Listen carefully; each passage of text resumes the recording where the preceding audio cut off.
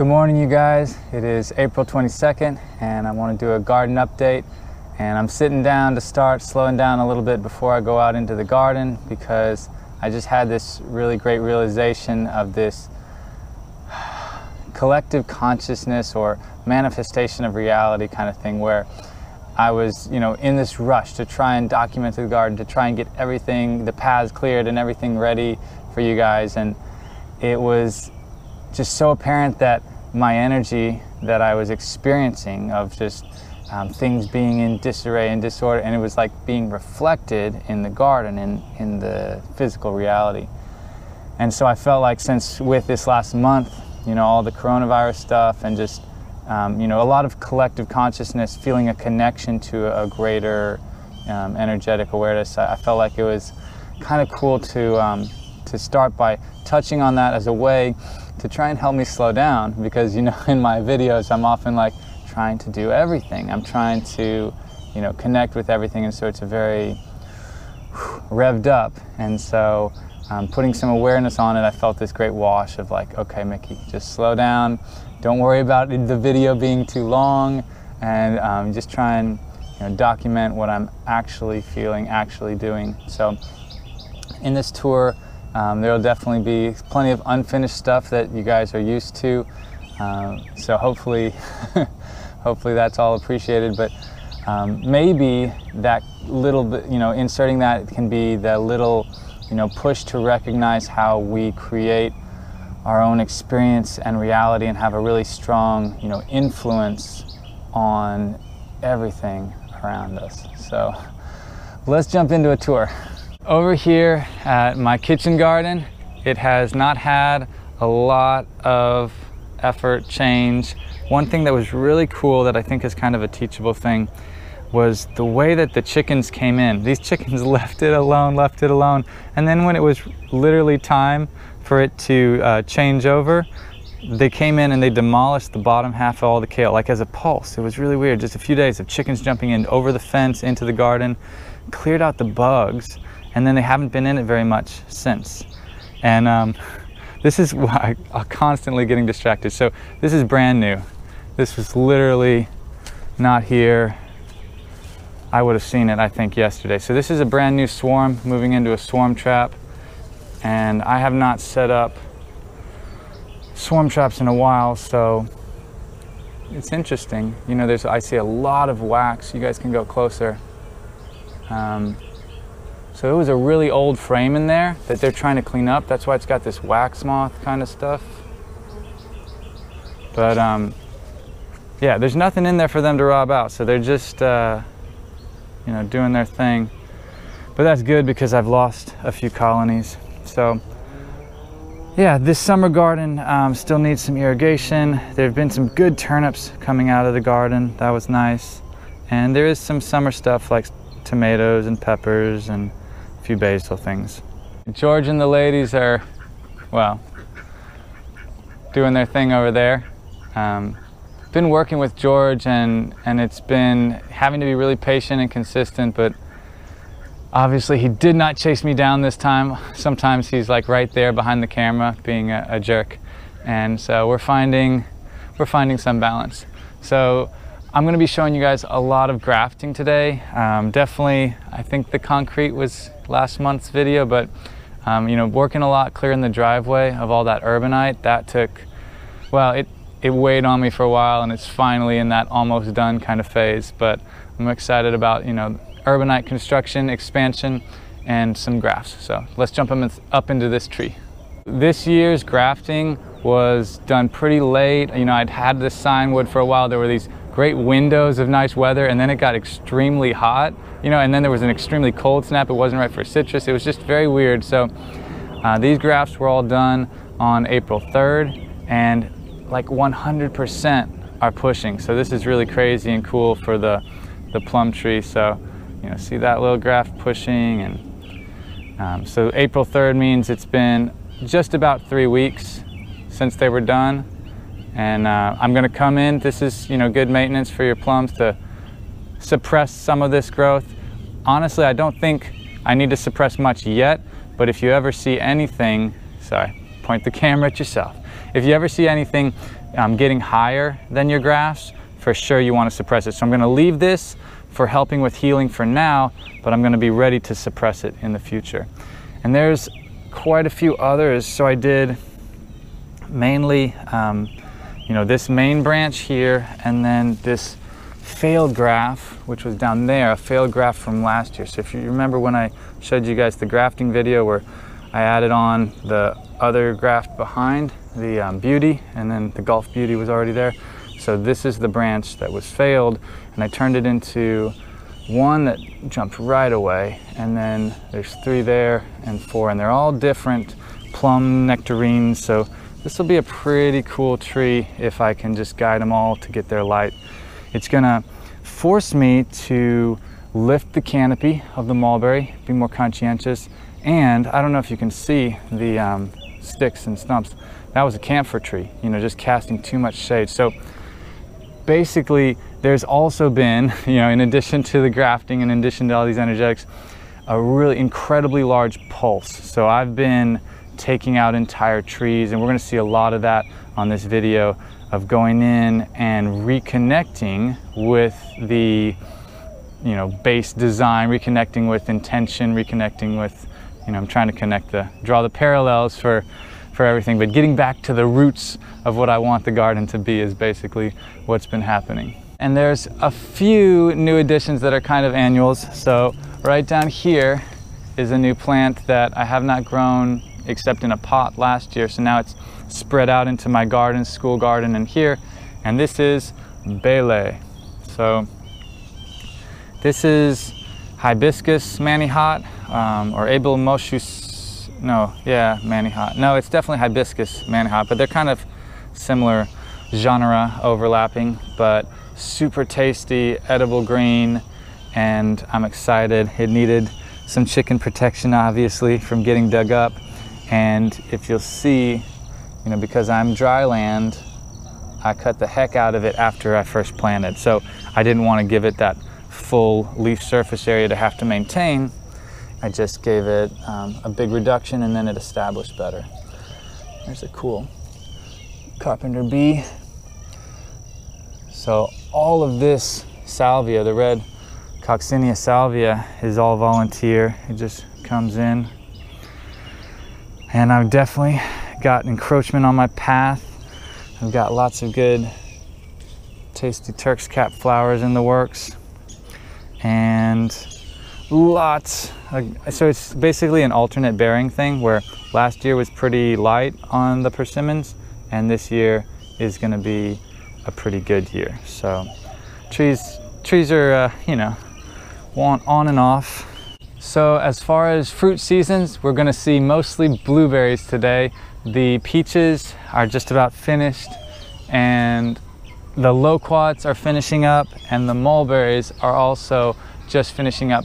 But this year was really unique in that everything was condensed together, and that there were peaches and mulberries and blueberries and loquats all at the same time. So I actually see, so for the mulberry tree, I said this as well, but you know, that last frost zapped it, so it's been like an ever-bearing mulberry, you know, flushing out and flushing out. And so what's really cool, I'm going to send you guys up, is that we still have more Pakistan mulberries to come, and we've been, you know, we've had mulberries that have already dropped, so it's been going for a while. This last flush of fruit is probably going to be a bit smaller, but there's been plenty to enjoy. So lots of good mulberries. I'm really excited for how that's kind of filling in, and this is a good spot, so I'm jumping all around and just going with it. This is a really good spot to document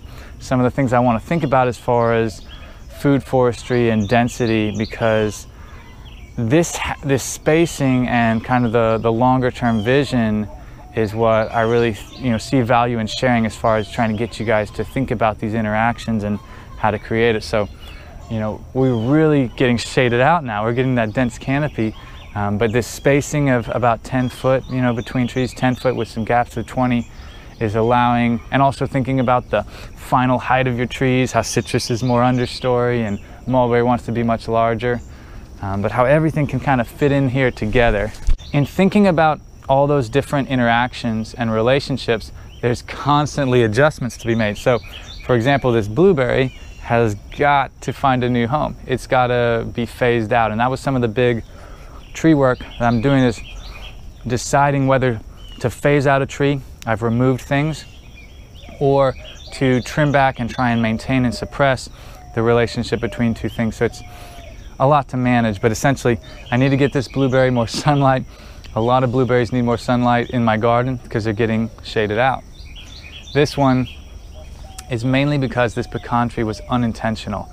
This was, gonna be a sunny, little spot right in here, gonna get light because pomegranate in front and big mulberry behind. But I did the grafting to practice, and then I was like, oh well, it's a valuable pecan tree, we'll see what happens. So I'm still, working out the kinks here.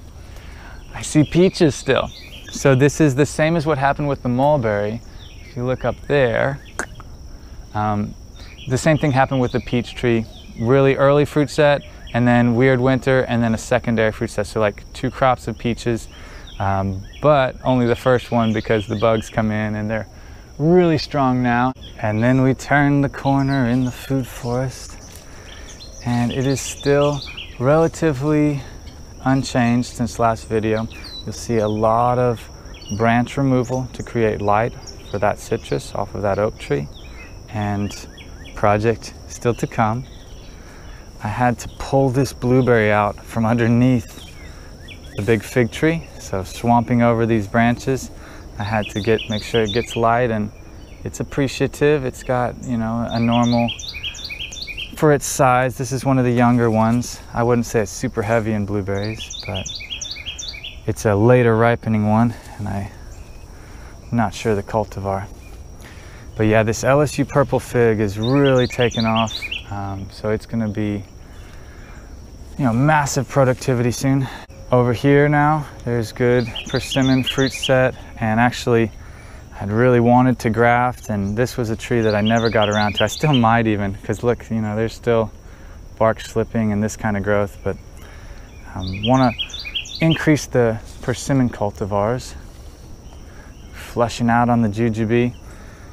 This was a really bad year for fire blight, so the mild winter I think was the huge part of it. And if you look up into this pear tree, I don't know if you can see, but just no pears. It had to abort all those blossoms, and a lot of little pockets of fire blight like that. So that's really sad, and I could go in if I had time to try and remove everything, but I'm gonna just let the pear figure it out because it's just so pervasive. Back here is where most of the concrete from that last load is going, and I want you to I wanted to have this finished so I could show you guys this beautiful, awesome area, but I need to share just because it's all building up. So what we've got is, just basically continuing, let's see, I step back here, the open kind of, social space, and creating seats in somewhat of a circle. So when I initially did it, it was just all about that little pond, and now it's going larger and changing, but you can see the construction, how it works. It's a lot of effort to bring all these big pieces back here, but I really like the idea of it being hidden in the back, and just the way that, the stone and the bamboo and a little bit of water, it makes me feel nice. The other big change back here is a massive amount of light opening up trimming for this avocado tree. Now you'll see the main trunk branch decided to lean, and this one decided to bend over, and well, that wasn't the intent, but there's just, 3 feet of new flush is just an incredible amount of growth it's going to put on this year. It might not be a central leader avocado, but it's figuring it out. But we're talking, cuts, where you can see cuts like this right here, and that came off of right there, so that was a massive amount of light. And then the other big cuts, looks like this mulberry tree. What did you do, Mickey? Well, guess what? Those are all grafted. So I got up there on a ladder, and that is all a mix of red and white Pakistan. So, you know, full sun, this tree has plenty of energy to push. It's gonna be dumping really awesome fruit down through the canopy, and my fruit fly problems will continue. I even grafted this mulberry tree as well. Let's see if, you can't really tell. But hopefully they all push soon, and I can just continue guiding the energy through those grafts and really, you know, get control back over some things that went a little bit too far between pulses. So there was a dove nesting. Is she on her nest? Well, she's off out and about right now, but I always feel bad, you know, scaring her off her nest. But we kind of got a feel for each other. It's a big one. So if I talk when I walk under the tree and I say, hey, you know, and just kind of like really put my energy out there, it puts her more at ease. So ignore the wheelbarrow and the ladder because I didn't clean up. But yeah, lots of avocados this year. So they're already about this size over here. And you know, the tree actually got a little bit of fire blight. So you see it right in here? So that's something to be aware of. Avocados can get fire blight when the pressure's high enough.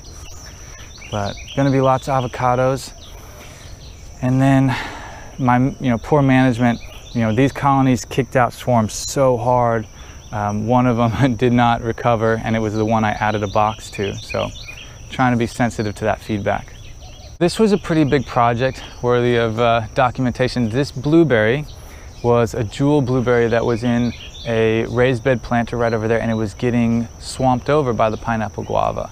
And so I built it its own raised bed out here. The sewer tile was all, you know, free, and I did invest. You'll see the bag, you know, the empty bag of peat moss, and I brought in new material for it.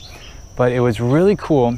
I was able to lift this entire blueberry, and it was a lot bigger than it is now. You know, I wanted to 100% guarantee its survival, and so that's why you'll see some big cuts.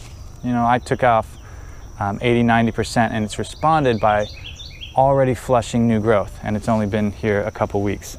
So this is a good lesson for transplanting to be thinking about.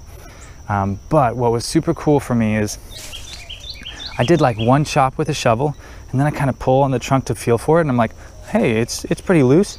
I was able to rip the whole blueberry out of the ground, and it held on to this mat of roots because it was already in that square raised bed planter, and just lifted up and set it right back where it needed to go. You know, very little disturbance. So I'm sure, you know, all of this is new buds pushing. This is, you know, new growth holding, and this is really fast for a transplant. So it's going to be, you know, kicking it in just a year or so back to its original size. And the bamboo, this is definitely, if you're getting into transplanting, you know, providing this kind of like partial filtered light a little bit over the top, it's a great way to help the plant establish.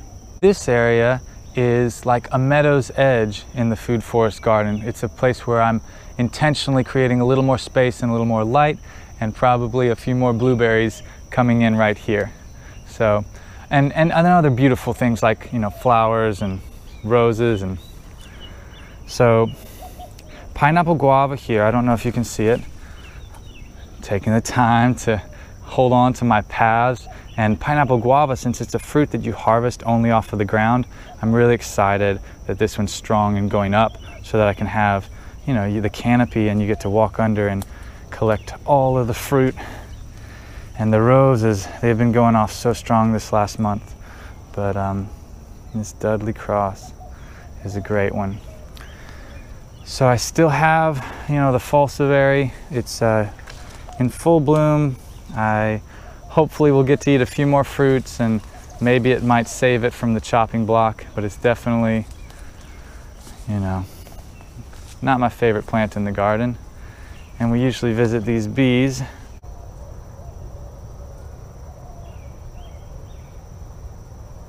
So bees were something where I really just decided to embrace the feedback and embrace that I couldn't keep up with everything. So I kind of intentionally allowed colonies to get over full and not provide them space to learn a little bit more about the swarming process. I still tried to have swarm traps up, but I definitely got a lot of feedback, lost a lot of queens.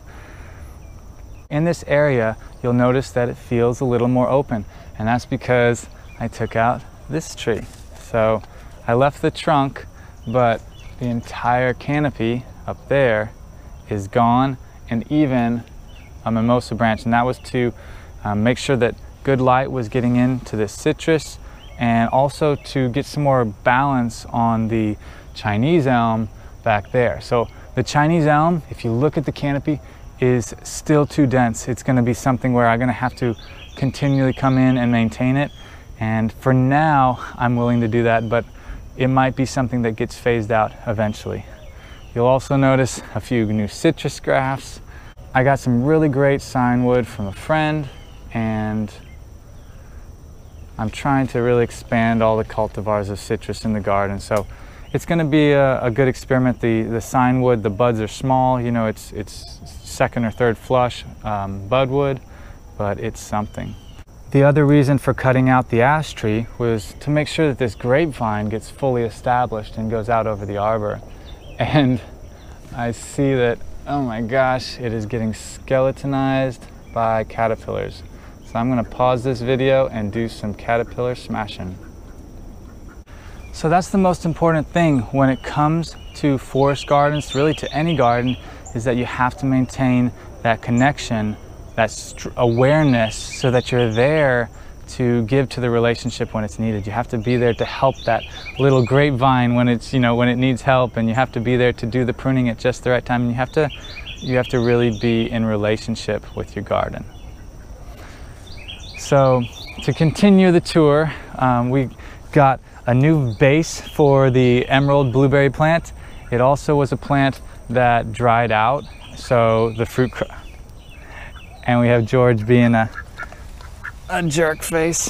George, I'm telling you, that's pretty good. It's just when I'm making noise, you know, talking like this, it upsets him. It's his garden.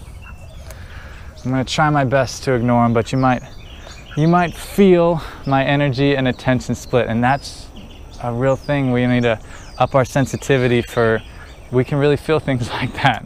So he's right here at my feet. I'm about to step on him. Let's see, what else have I been up to? So here's some, you know, good growth on moringa coming out for the winter. But I was jumping over here. My friend Daniel will be happy to say that the Tropic Beauty is all pushing. So this is, oh, there's ladybugs having sex. So the Tropic Beauty is all pushing, and I should get hopefully this one, and I'll send it out this way. This is the Saturn. Some of the other signwood that I got was really small buds, not even dormant, you know, some other harder ones, but hopefully Saturn takes. And over here, I must not have, oh, it's Tropic Snow. I was excited for Tropic Snow, and there's a couple, and George is biting my foot. I'm distracted. So anyway, I'm reworking the top of this tree, and I'm gonna work all of, you know, the branches. I just haven't gotten around to it, and the signwood I have left is not that great. So it will be, either way I'll take it down. I have to pause you guys because George is being a jerk.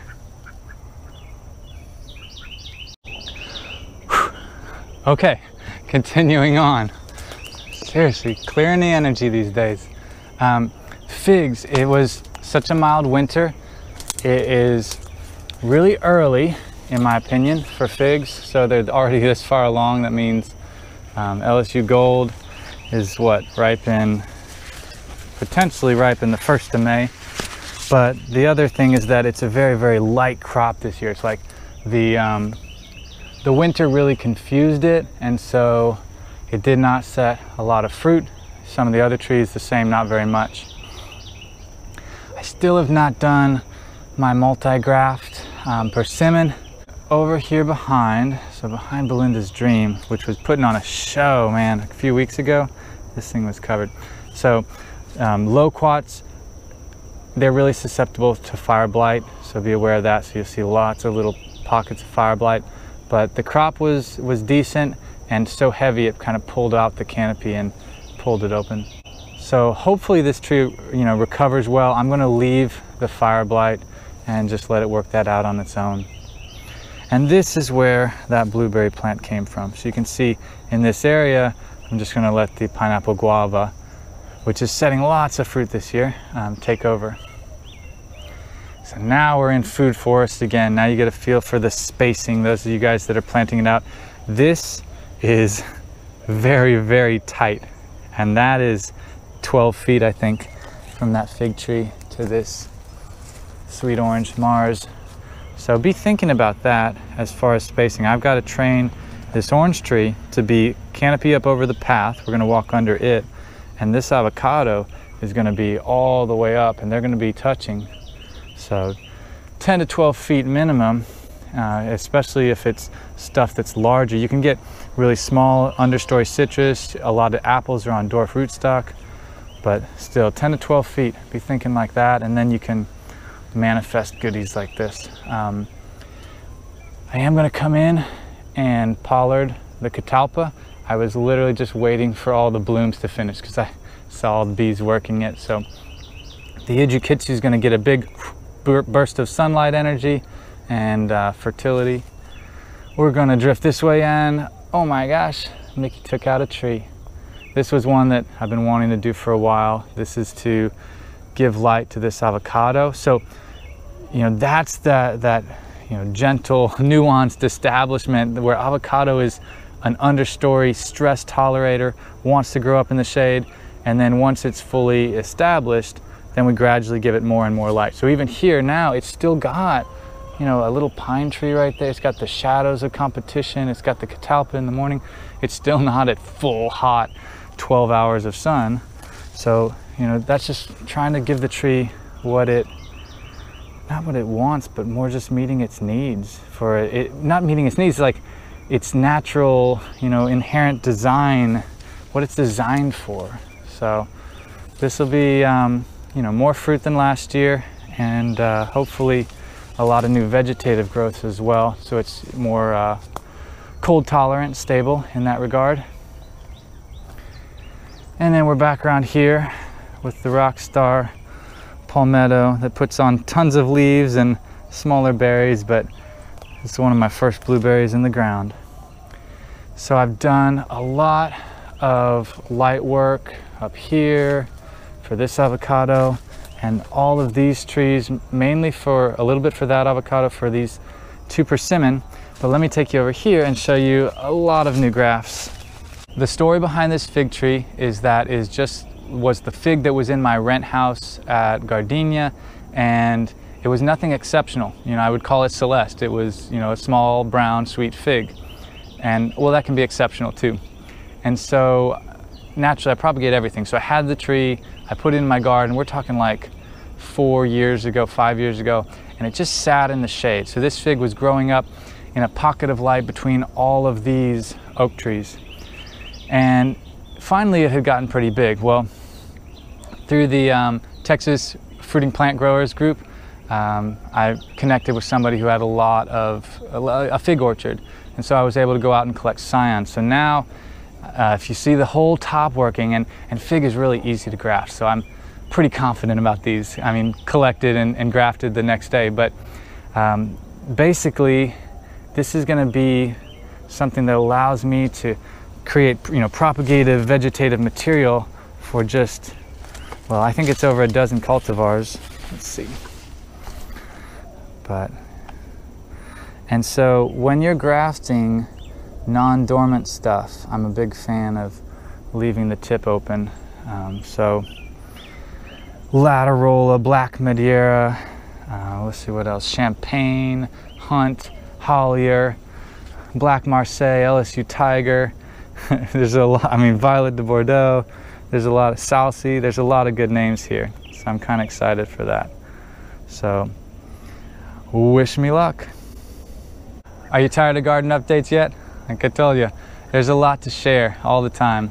So I grafted my driveway pecan tree, and I've got some grafts taking for sure up in the middle. It's been a few weeks. And then we've got this garden.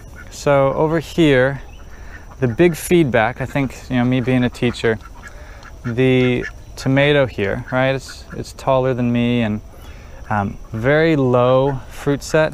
It's a yellow pear, and here's a good cluster. But add phosphorus to your, you know, that's straight compost. And so if I had added a little more mineral to it, I think I would be double the fruit set. It's still got, you know, it's flowering, but basically, you know, there's some truth to what they say about tomatoes going all vegetative when it's real high fertility. So this is what wild gardens look like. And you'll probably recognize the cucumber and the green beans.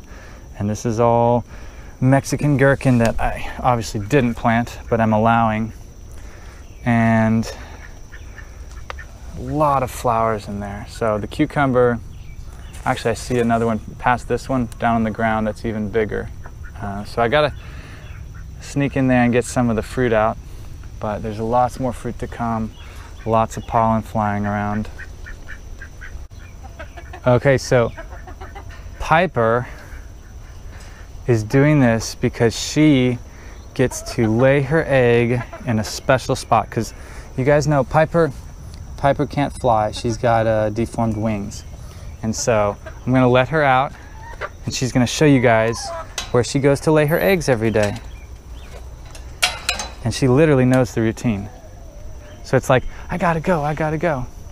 She might do a quick little check, but we're gonna check out this garden, and then we'll go back and see how Piper's doing on her nest. All right, so everything in here has been in here a while, since mid-March. Green beans, just stick a seed in the ground, and there they are.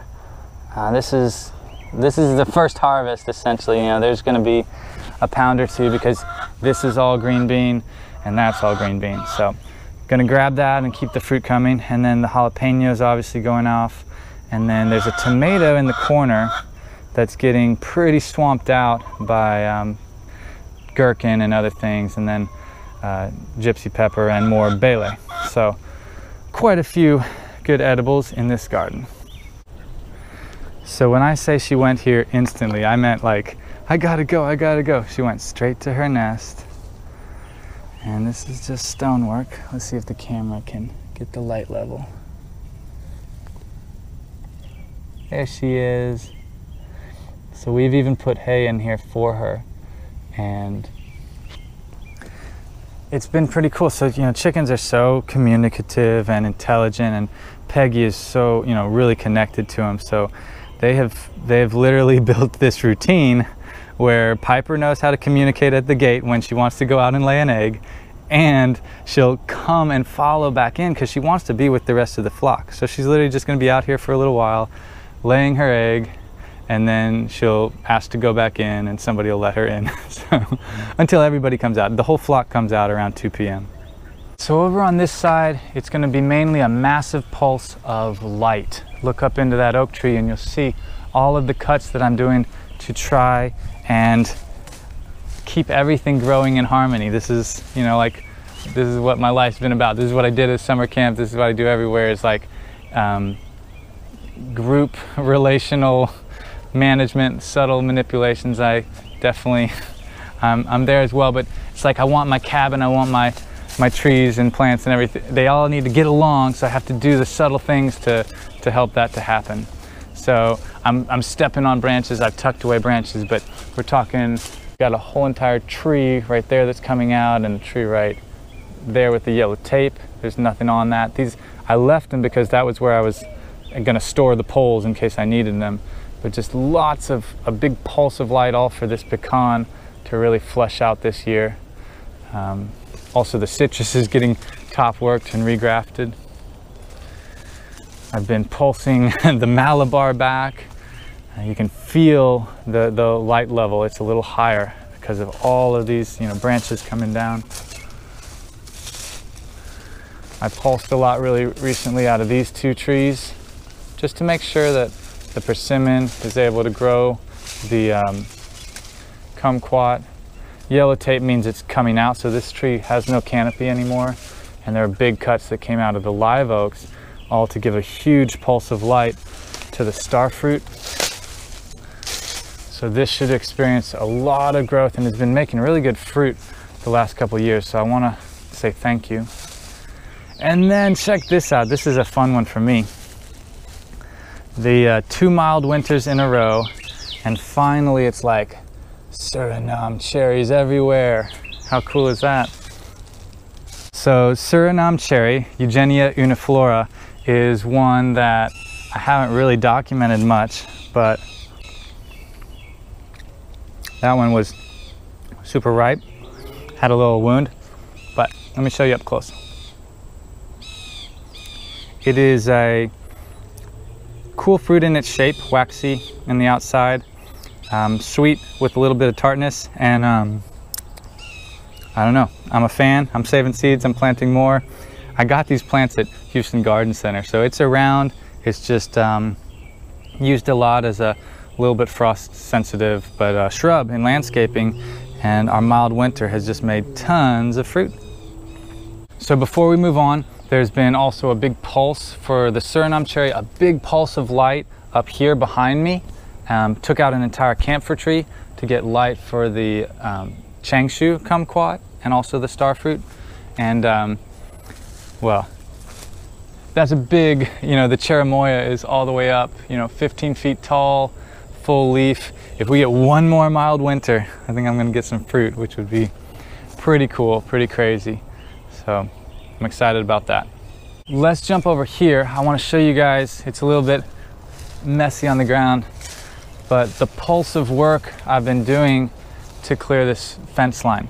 So the power line companies came in and they did this to my avocado tree. They cut off like 10 feet and the two main trunks. This is avocado, upsetting.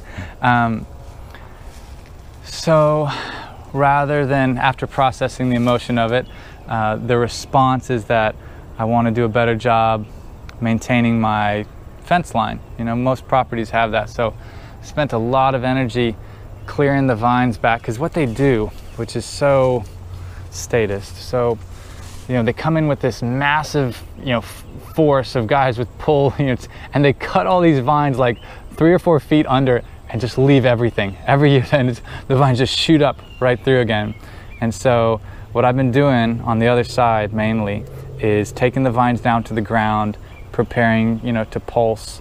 But if you see this is an American elm right here, and it had hundreds of pounds of grapevine and other vines, pepper vines, a big one too. But I was able to like go up like a zipper and just cut across the top, and we'll see how that recovers. And there's a lot of, so I've already planted a few figs out there, and there's some really great mulberries. This right here, it got trimmed on real hard, but those tops, that's all a pear tree that I put out there. So the more I can kind of take ownership, connect with it, the more I'm going to be there to maintain those vines and make sure that it gets directed into something that doesn't come back and haunt me. But let me show you where they cut on the avocado. These bags are actually really high quality mulch. So it's like, here's my baby, and there's where it used to be. Now this tree, this seedling tree, is fruiting, and it had more fruit up there, but it's pretty cool for me to be around for that. You know, that it's a rite of passage, and I'm excited for more, you know, more fruit to come. The other response, talk about reaction and reverse response. The other response was that I removed the entire banana clump that was here. Massive, ready to produce, trunks. They're all gone. They're over at the school now. And that was just to be able to encourage this tree to grow away from the power lines, and hopefully it listened to that feedback. I'll even come in and do a little snip snip communicative trimming. And then we've got more citrus grafting. I'm just trying to put a lot of the cultivars I don't have, so that's Lakeland, Sunquat, Caracara. I have a lot of cool grapefruits going in, but I'm not finished working the tree. There's kind of a section on the backside that's going to be 2 more cultivars, probably 5 in 1. Over here is another big pulse to try and appreciate. If you see the starfruit, we had a mild winter, so starfruit's still up, over 10 feet tall. I did a pulse on the firethorn, the pyracantha, to give it a lot of light down here at the base, and so that's what's, over the rain tank is all opened up now. Lots more light coming in for that starfruit. And I've also grafted, I got golden grapefruit. I'm super excited about this one, so I really hope they take. I had just 1 stick, and so who knows if it'll take or not, but putting golden grapefruit on top of the bloom sweet, because bloom sweet is not that great in my opinion. And then one last thing to show is that I've had tons of bloom on this strawberry guava. So see the little guys, but very little fruit set. And actually those might be set. Need a few more days to find out. So this is 2 different plants. They're supposed to need the cross-pollination. That might be fruit set. It's been blooming for a while. It's been blooming since March. It's still a little early to tell, but anyway, I'm just definitely saying for cattleya guava, or this kind of guava, need multiple cultivars for the pollination, because so many of the fruits have been dropping with good temps and everything. All right, you guys, that's it for the update. I know that it was a pretty long one, but I'm trying to slow down, test the waters, find new balance, because there's just so many good things to document and focus on. Yet at the same time, even making this video was taking my focus away from doing some other things, and so I'm working on finding the balance. But hopefully you learned something or saw something cool, inspirational, got something good out of it, and I'll catch y'all next time. Peace.